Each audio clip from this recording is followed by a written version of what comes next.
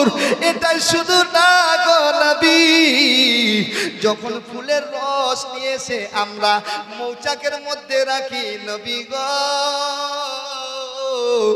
আমরা সমস্ত মৌমাছিরা আপনার প্রতি দুরূদ পড়ি।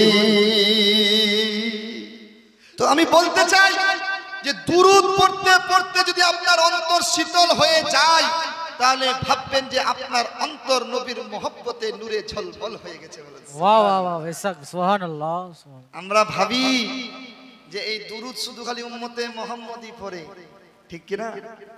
এই দুরূদ আমরা নবীর প্রতি খালি উম্মতে মুহাম্মদই না, এই আমরা মানুষ না, এই ইনসান, এই মানব না, নবীর প্রতি এই 18,000 মাখলুকাতের মধ্যে যত কিছু রয়েছে, আমার আকা দো জাহান মুহাম্মদুর রাসূলুল্লাহ সাল্লাল্লাহু তাআলা আলাইহি সাল্লামের প্রতি সকলেই দুরূদ পড়ে।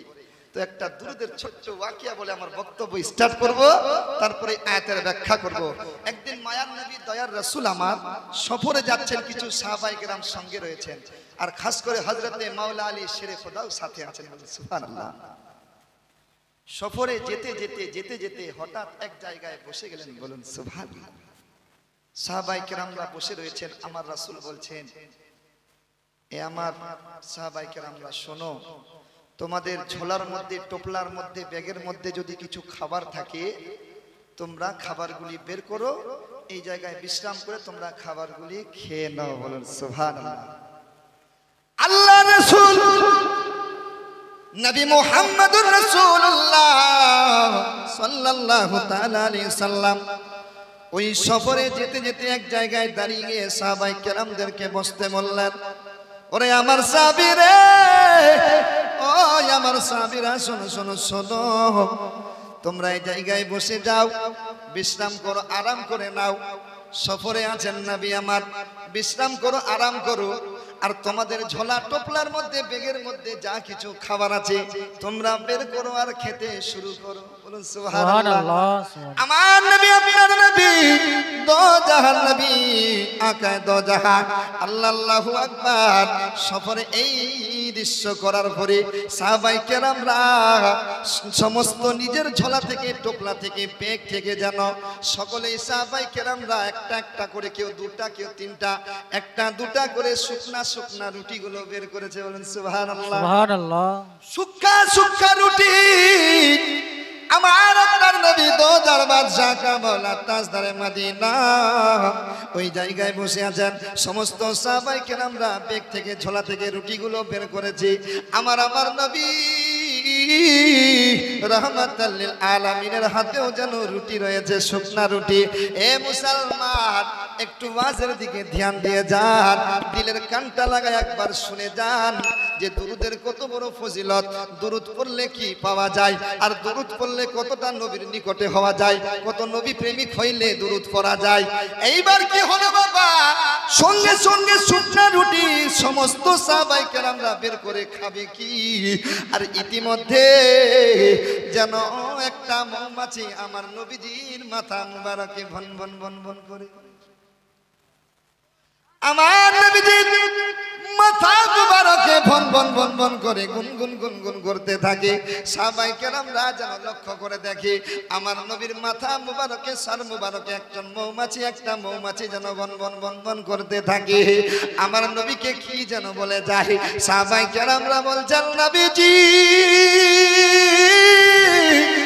ওগো মায়ার নবী, রাহমাতাল লিল আলামিন নবী গো, আপনার মাথা মুবারকে যেন মৌমাছি ভন ভন ভন ভন করে। ইয়া রাসূলুল্লাহ, ইয়া হাবিবাল্লাহ, আপনাকে যেন কি বলতে চাই, আপনাকে যেন কিছু বলতে চাই নবী গো। ওগো মায়ার নবী, দয়ার নবীজি, এই দুনিয়ার বুকে আপনি তো সকল প্রকারের পশু পাখির ভাষা বোঝেন। ইয়া রাসূলুল্লাহ, ইয়া হাবিবাল্লাহ, হুজুর নবী গো, মৌমাছি আপনাকে কি বলে একটু জানান। আমার আপনার নবী, মায়ার নবী, দয়ার রাসূল মুস্তাফা বলছেন, সাহাবীরে, এই মৌমাছি গুনগুন গুনগুন করে আমার কাছে কি বলে তোমরা শুনতে যাও। নবী গো এই মৌমাছি আপনাকে কি বলে আমরা জানতে চাই। আমার নবী বলছেন মৌমাছি আমারে ইতিমধ্যে খবর দিয়ে গেল, বলছেন ইয়া রাসূলুল্লাহ ইয়া হাবিবাল্লাহ, হুজুর গো আপনি সফরে আছেন নবী গো, আপনি এখানে আরাম করার জন্য বসেছেন, কিন্তু নবী গো আমি যাওয়ার পথে দেখি নবী আপনি বসে আছেন, সবারই হাতে যেন দেখি শুকনা রুটি। আপনারা বোধহয় রুটিগুলো খাবেন, কিন্তু কাউরে দেখলাম না সবজি নাই তরকারি নাই, কেমনে শুকনা রুটি খাবেন গো নবী? ইয়া রাসূলুল্লাহ ইয়া হাবিবাল্লাহ, হুজুর নবী গো আমি মৌমাছি আমার বড় মায়া লেগে গেছে, আপনারে বড় ভালোবাসি নবী গো। ইয়া রাসূলুল্লাহ এই সামনের গাছের মধ্যে, সামনের জঙ্গলের গাছের মধ্যে আমার একটা বড় মৌচাক আছে, আমাদের বড় একটা মৌচাক আছে, সেই জায়গায় মধু রয়েছে নবী গো। ইয়া রাসূলুল্লাহ আপনি যদি চান নবী গো আপনার সাহাবায়ে কেরামকে আমার সঙ্গে পাঠান, আমি মৌমাছি আমার মৌচাক থেকে মধু দিতে রাজি আছি। কেমন নবীর উম্মত, কেমন এত বড় দামি নবীর উম্মত হতে পেরো, আজকে উম্মত নবীর কদর করতে পারলাম না, নবীর সুন্নত মানতে পারলাম না, নবীকে ভালোবাসতে পারলাম না, নবীর জন্য এক ফোঁটা চোখের জল আসে না। এইবার শুনে যান, সঙ্গে সঙ্গে আমার নবী এই কথা সাহাবায়ে কেরামদেরকে বলা, সঙ্গে সঙ্গে সাহাবায়ে কেরামরা যেন অবাক হয়ে গেছে। ইয়া রাসূলুল্লাহ ইয়া হাবিবাল্লাহ, হুজুর গো শুকনা রুটি খেতে বড় অসুবিধা হবে, তাহলে যদি মধু দেয় মধু আনা হোক। আমার নবী বলছেন ও আলী, আলী গো আর দেরি করো না, এই যে বর্তন নিয়ে যাও আর মৌচাকের মৌমাছির পিছনে পিছনে ধাবা করো, মৌমাছির পিছনে পিছনে তুমি যাও আর ওই মৌমাছি তোমাকে মধু দিবে, তুমি মধু নিয়ে আসো। হযরতে মাওলা আলী শেরে খোদা রাদিয়াল্লাহু তাআলা আনহু ওই মৌমাছির পিছনে পিছনে ভাগতে থাকে, আর মৌমাছি গিয়ে জঙ্গলের গাছের মধ্যে গিয়ে ওই মৌচাক থেকে বলে আলী এটাই হচ্ছে আমাদের মৌচাক, যত খুশি লাগে এই জায়গা থেকে তুমি মধু নিয়ে যাও।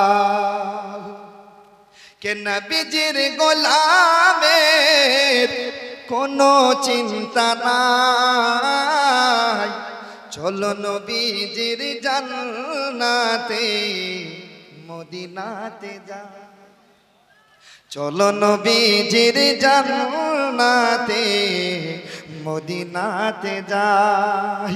কে কে যাবে মদিনায়, আরে মদিনাতে কাঁদেন নবী এই উম্মতের মায়া।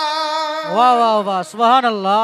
কে কে যাবে মদিনায়, আরে মদিনাতে কাঁদেন নবী এই উম্মতের মায়া।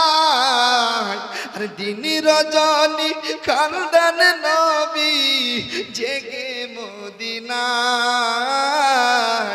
জোরে বলুন না, চলো নবীজির জান্নাতে মদিনাতে যাই। ওই কঠিন হাসরের দিনে বেহেশতে যাবে না নবী এই উম্মত বিনে। সুবহানাল্লাহ সুবহানাল্লাহ। ওই কঠিন হাসরের দিনে আর বেহেশতে যাবে না নবী এই উম্মত বিনে। আরে মাফ করিয়ে দিবেন খোদা, মাফ করিয়ে দিবেন আল্লাহ নবীর ওসিলায়। চলো নবীজির জান্নাতে মদিনাতে যাই, চলো নবীজির জান্নাতে মদিনাতে যায়। আব্বাজি সোনামানিকেরা আবার একটু ওয়াজের দিকে ধ্যান দিয়ে যান বাবা। হযরতে মাওলা আলী শেরে খোদা রাদিয়াল্লাহু তাআলা আনহু ওই মৌচাক থেকে এক বাটির মধ্যে এক খোরার মধ্যে মধু নিয়ে এসেছে। এইবার সাহাবায়ে কেরামরা এইবার মজা মারে মধু দিয়ে রুটি খায় খায় খায় খায় খেতে খেতে খেতে আবার দেখা যায় একটা মৌমাছি আমার নবীজির মাথা মুবারকে সার মুবারকে যেন ঘুরতে থাকে আর গুনগুন গুনগুন গুনগুন গুনগুন ঘুরতে থাকে। আবার খেতে খেতে যেন সাহাবায়ে কেরামরা বলেন, ইয়া রাসূলুল্লাহ, ইয়া হাবিবাল্লাহ, হুজুর নবী গো, আবার একটা মৌমাছি আপনার কাছে কেন এসেছে? ইয়া রাসূলুল্লাহ, এটা বুঝতে পারলাম না। আমার নবী বলছেন, ও সাহাবীরে, ও আমার সাহাবায়ে কেরামরা, শোনো শোনো শোনো, এই দ্বিতীয় মৌমাছি আমার কাছে কি জন্য এসেছে, কি বলে জানতে চাও? নবী গো, আপনি বলে দিন, আমরা জানতে চাই। তোমরা যে এই মৌচাক থেকে মধু নিয়ে এসেছো, সাহাবায়ে কেরামরা রে, তোমরা যে রুটি খাও আর এক বাটি মধু যদি তোমাদের না হয়, এই মৌমাছি যেন বলতে এসেছে, নবী গো, আমারও একটা মৌচাক আছে, ইয়া রাসূলুল্লাহ, এই এক বাটি মধু দিয়ে যদি না হয় নবী গো, আমিও মৌমাছি আরো এক বাটি দিতে রাজি আছি। কেমন নবীর উম্মত, একটু মাঝের দিকে শুনে যান। এইবার আমার নবী এই কথা বলা, সাহাবায়ে কেরামরা বলছেন, নবী গো, এই মধু দিয়ে হয়ে যাবে, আর মধু লাগবে না, ইয়া রাসূলুল্লাহ, আর মধু আমাদের লাগবে না। ওই মৌমাছি ওখান থেকে যায়। এবার বাবা খেতে খেতে খেতে শেষ পর্যায়ে যখন খাওয়া শেষ হবে, একজন সাহাবী দাঁড়িয়ে গেলেন, ইয়া রাসূলুল্লাহ, ইয়া হাবিবাল্লাহ, হুজুর গো, আপনাকে একটা প্রশ্ন করতে চাই, ইয়া রাসূলুল্লাহ, একটা সওয়াল করতে চাই। আমার নবী বলছেন, সাহাবী রে, তোমার কি খাওয়া শেষ? নবী গো, আমার খাওয়া শেষ। সাহাবী, কি এমন প্রশ্ন তুমি করতে চাও, আমারে বলো। ইয়া রাসূলুল্লাহ, ইয়া হাবিবাল্লাহ, হুজুর নবী গো, আমরা যে মৌচাক থেকে মধু নিয়ে এসে খেলাম, নবী গো, মধুটা এত বড় টেস্টি, সুবহানাল্লাহ, নবী গো, মধুটা এত বড়, সাহাদটা এত বড় মজা, টেস্টি। ইয়া রাসূলুল্লাহ, আমার মনে মধু খেতে খেতে প্রশ্ন জেগেছে, নবী গো, এই মৌমাছিরা মৌচাকে যায় আর কেমনে মধু বানায়, এই মধু কেমনে মিষ্টি হয়? ইয়া রাসূলুল্লাহ, ইয়া হাবিবাল্লাহ, হুজুর নবী গো, আমার বড় মনে প্রশ্ন জেগে গেছে, ইয়া রাসূলুল্লাহ, ইয়া হাবিবাল্লাহ, হুজুর, মৌমাছিরা তো আমি জানি ফুলের কাছে যায় আর ফুল থেকে তো রস নিয়ে আসে, নবী গো, সব ফুলের রস তো মিষ্টি হয় না, কোন ফুলের রস তো তিতা হয়, নবী গো, কোন ফুলের রস তো তিতা হয়, টক হয়, খাটা হয়, কোন ফলের রস মিষ্টি হয়, নবী গো, কিন্তু মৌমাছিরা তো সব ফুলের মধ্যে যায় আর এই মৌচাকে এসে রসটাকে রেখে দেয়। কিন্তু নবীজি, আমার মনে একটা প্রশ্ন বড় বিরাজ করে, এই মধু টক খাটা মধুগুলো জানো, ওই তিতা খাটা মধু কেমনে এত মিষ্টি হয়? একজন সাহাবী প্রশ্ন করে ফেললেন, ইয়া রাসূলুল্লাহ, ইয়া হাবিবাল্লাহ, হুজুর নবী গো, আমার মনে বড় প্রশ্নটা বিরাজ করছে, আপনি যদি বলে দেন ভালো হবে। ইতিমধ্যে একটা মৌমাছি আবার নবীজির দরবারে এসে উপস্থিত, বন বন বন বন বন বন করে গুনগুন গুনগুন গুনগুন করতে থাকে, আল্লাহ আল্লাহু আকবার। এইবার মৌমাছি যেন নবীকে আমার কি বলে যায়, সাহাবায়ে কেরামরা বলছেন, নবী গো, একটা মৌমাছি আমার গুনগুন করতে থাকে। ওরে আমার সাহাবী রে, এই মৌমাছি তোমার প্রশ্নের উত্তর দেওয়ার জন্য এসেছে। এই মৌমাছি তোমার প্রশ্নে যে বিরাজ করা প্রশ্ন তোমার মনে অন্তরে জেগেছে, ওই প্রশ্নের উত্তর মৌমাছি আমাকে দিয়ে যায়। নবী গো কেমনে মৌচাক মিষ্টি হয়ে যায়, মধু কেমনে হয়? ইয়া রাসূলুল্লাহ মৌমাছি কি খবর দিয়ে যায় একটু আমারে জানান। আমার নবী বলছেন, ও সাহাবী রে, তোমার প্রশ্নটা সত্যি বড় মিষ্টি। আরে আমার সাহাবী, এই মৌমাছি আমারে খবর দিয়ে গেল, ইয়া রাসূলুল্লাহ আপনি বলে দিন আপনার সাহাবায়ে কেরামদেরকে, আমরা ঠিকই তিতা খাটা মিঠা সব রস সংগ্রহ করি, কিন্তু নবী গো আপনার সাহাবায়ে কেরামদেরকে আপনি জানিয়ে দিন, আমরা মৌমাছি যখন ফুলের রস সংগ্রহ করতে যাই, যখন ফুলের রস আনতে যাই, ওই ফুলের মধ্যে যাই, নবী গো যখন বাসা থেকে বেরিয়ে যাই, নবী আপনার প্রতি দুরূদ পড়তে থাকি। ইয়া রাসূলুল্লাহ যখন আমরা ফুল থেকে রস সংগ্রহ করব, নবী গো আপনার প্রতি মহব্বতে আমরা দুরূদ পড়ি। ইয়া রাসূলুল্লাহ এটাই না নবী গো, আমরা যখন ফুলের রসটাকে নিয়ে আসে, যখন নিয়ে আসবো, আসার পথে নবী আপনার প্রতি দুরূদ পড়ি। ইয়া রাসূলুল্লাহ ইয়া হাবিবাল্লাহ হুজুর এটাই শুধু না গো নবী, যখন ফুলের রস নিয়ে এসে আমরা মৌচাকের মধ্যে রাখি, নবী গো আমরা সমস্ত মৌমাছিরা আপনার প্রতি দুরূদ পড়ি। নবী গো এই দুরূদ পড়ার কারণে আমার আল্লাহ দুরূদ কবুল করেছে।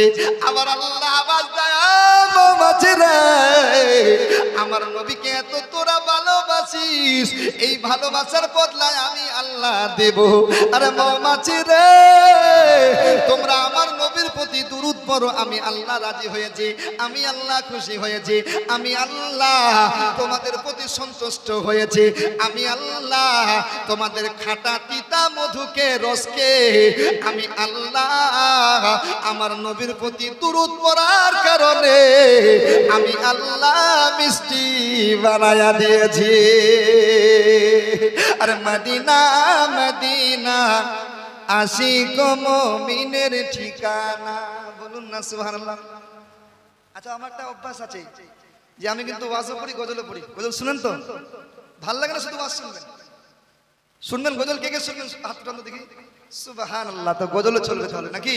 আরে মদিনা মদিনা আশিক মুমিনের ঠিকানা, মদিনা মদিনা আশিক মুমিনের ঠিকানা, দিদার চেয়ে কাঁদো তোমরা, হরে দিদার চেয়ে কাঁদো তোমরা, হও না নবীর দিওয়ানা, মদিনা মদিনা আশিক মুমিনের ঠিকানা। আরে জালালউদ্দিন সুয়ুতি ৭৫ বার দেখলো নবীজি, আরে এতবার দেখিয়াও নবী তৃপ্তি তাহার হলো না, মদিনা মদিনা আশিক মুমিনের ঠিকানা। জোরে বলুন সুবহানাল্লাহ। মদিনা আশিক মুমিনের ঠিকানা, নবীর শ্রেষ্ঠ সাহাবী হযরত আবু বকর সিদ্দিকী, আরে ভালোবেসে রইল পাশে, ভালোবেসে রইল পাশে, যাইয়া দেখো মদিনা মদিনা মদিনা আশিক মুমিনের ঠিকানা, হায় হায় মদিনা মদিনা আশিক মুমিনের ঠিকানা। দিদার চেয়ে কাঁদো তোমরা, দিদার চেয়ে কাঁদো তোমরা, হও না নবীর দিওয়ানা, মদিনা মদিনা আশিক মুমিনের ঠিকানা। আব্বাজি সোনা মানিকেরা আমার, এইবার মৌমাছির কথা আমার আপনার নবী দোজার বাদশা আকা মাওলা তাজদার মদিনা এইভাবে সাহাবায়ে কেরামদেরকে বলে দিলেন। এইভাবে বলা সমস্ত সাহাবায়ে কেরামরা হতবাক হয়ে গেলেন। ইয়া রাসূলুল্লাহ, ইয়া হাবিবাল্লাহ, নবী গো আমরা বুঝি ভাবতাম যে আমরা সাহাবাইরা আমরা সাহাবীরা আপনার প্রতি দুরূদ পড়ি। না না না নবী গো, আপনার প্রতি 18,000 মাখলুকাতের সমস্ত কিছু নবী তোমার প্রতি দুরূদ পড়ে। সুবহানাল্লাহ। তাহলে বুঝতে পারলাম যে খাটা তিতা রস আমার আল্লাহ এই দুরুদের কারণে মিঠা বানায়। তাহলে দুরুদ পড়বো কিনা? আপনারা দুরুদের পক্ষে আছেন তো? আর সবসময় বাড়িতে বসে থাকবেন, নামাজের মুসল্লা জয় নামাজে বসবেন, দুরুদ পড়বেন, গুনগুন গুনগুন একাই করবেন। দেখবেন আমি ইনশাআল্লাহ তাআলা আজকে সবার মধ্যে বলে যাই যে এই দুরুদ আপনাকে কাল বিস্তারের মধ্যে বিছানার মধ্যে যদি দুরুদ পড়া অভ্যাসটা আপনি রাখেন, এই আমলটা রাখেন, আমি আজকে আপনাদেরকে বলে যাই আপনার স্বপ্নের মাঝে আমার দয়ার রাসূল মুস্তাফা দিদার দর্শন দিয়ে বলেন সুবহানাল্লাহ। সুবহানাল্লাহ।